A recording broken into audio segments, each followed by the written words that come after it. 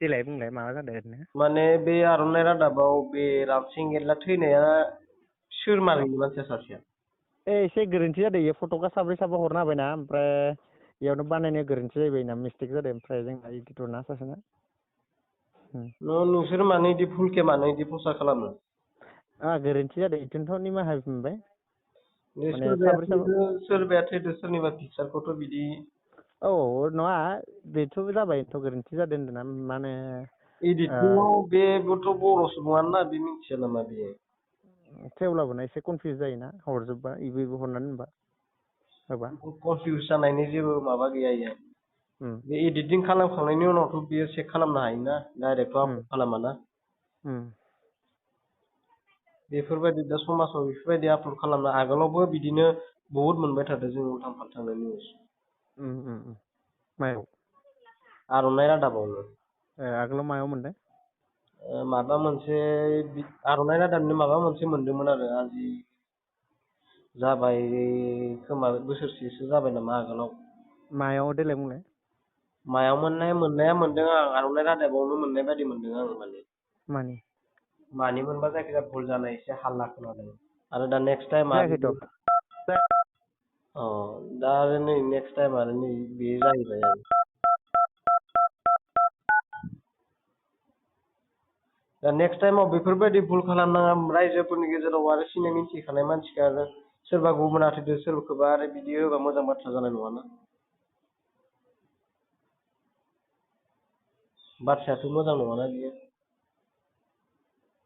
हेल'। हेल'। हेल'। हेल'।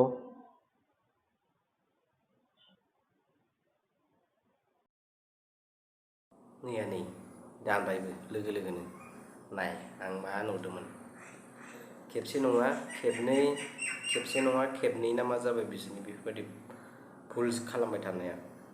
बे जाबाय आर'नाइ रादाब। आं कन्टेक्ट खालामहरदोंमोन बुंहरदों सोरबाया थैदों सोरनिबा पिकचारखौ होनानै बियो जेबो बिदि होनो मोना।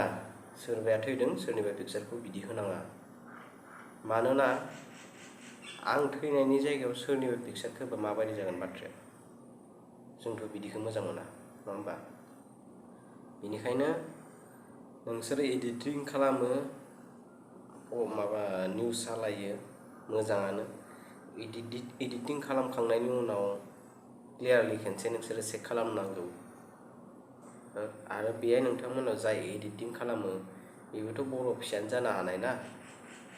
आं बेखौसो नोंथांमोननि सिगाङाव गोसोआव दुखु मोननानै कन्टेक्ट खालामनानै आं बे भिडिअखौ बानायदों जाहाथे नेक्स्ट टाइम आर'नाइ रादाबल' नङा बेलेग चेनेलफोराबो बेफोरबायदि खालामनाङा बा अकल आर'नाइखौल' बुङाखै गुबुनाबो खालामनाङा।